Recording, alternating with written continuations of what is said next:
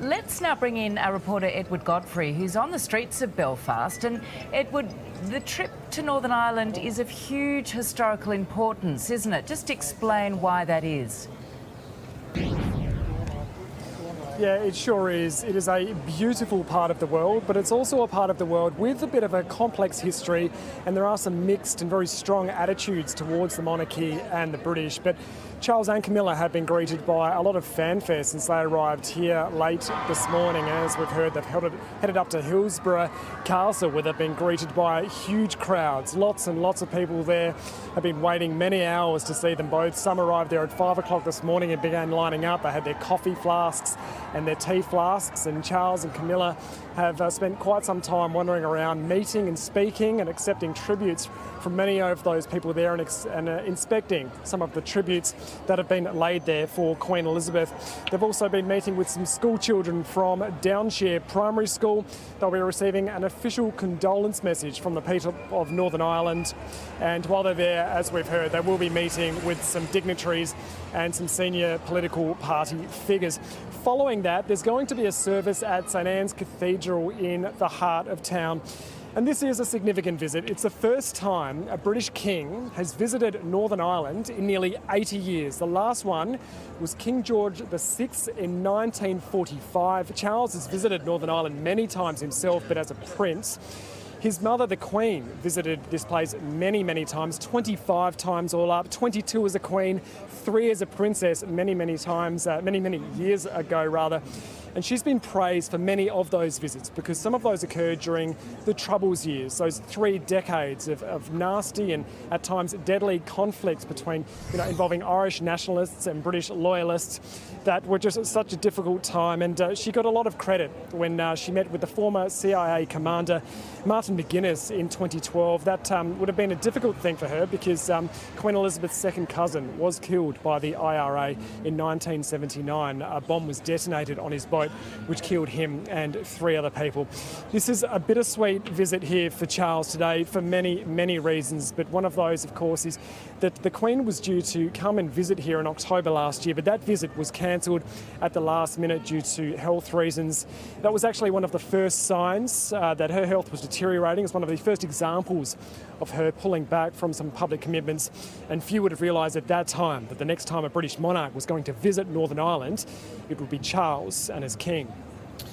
Eddie, I'd love to get a sense from you of the mood there in Belfast today, because the last couple of days in Edinburgh, they have been quite sombre scenes, but just having a look at the pictures coming through in the last hour or so, it does almost have a bit of a celebratory feel from what we've seen on some of the streetscapes in Belfast. Yeah, it does have that feel, and perhaps that's because another day has passed and people may be feeling a little bit different, a little bit more light about the whole situation. But no doubt there is still quite a lot of sadness that is being felt by quite a lot of people who loved and admired Queen Elizabeth. There would be, although it seems like a relaxed visit, there would be an extraordinary amount of planning and security that has gone into this. We've seen countless police throughout the city today, well ahead of King Charles and Camilla's arrival, doing the rounds, checking things over, sniffer dogs, all that sort of thing, making sure everything is safe. But where we are, we're in the heart of Belfast. We're outside the City Hall. And just in the last hour or so, you can probably see around us here, the crowds have just grown so much just in the last 90 minutes. We've now got several thousand people here lining the main street. Charles and Camilla are due to pass through here very, very shortly. Lots of Union Jack flags, lots of people keen to catch a glimpse of Charles and Camilla. I've got a couple of people here who have been here for quite a while. Simon, you came quite early this morning. You've been waiting for a while. What compelled you to want to come along and have a look today? Well, the main thing would be to welcome our new king to Northern Ireland. It's his first time here as king. He was 39 times here as the Prince of Wales, so it is beautiful to be able to stay here and see him. And that's gone a long way to getting people to like him and accept him? Yeah, and it's a new era, it's a new beginning, and lovely to see the King and Queen here. And Linda, you've been here for quite a long time as well today. Yes. We know that Queen Elizabeth was admired, and despite all of the complicated history here in this part of the world, she was widely accepted by many, many people. How do you think Charles is going to go? Has he got a big job to fill, or do you think he's going to be accepted with open arms? Well, he does have a big job to fill, but I think he'll do it really well. He's been mentored by the Queen for many years.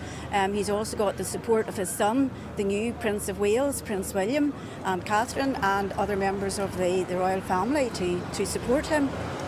And what kind of mood are you gauging from the rest of the people who are here today? Do you think it's one of celebration or sadness, or just a mixture of all things? It's a mixture of both, but it's also excitement to see the new king, and it's part of history.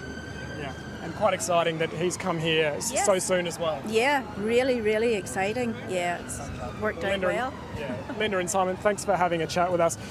Just echoing the sentiment of many people here gathered in the centre of Belfast here early this afternoon. As I said, King Charles and Camilla are due to pass through here shortly in about half an hour's time as they make their way to St Anne's Cathedral.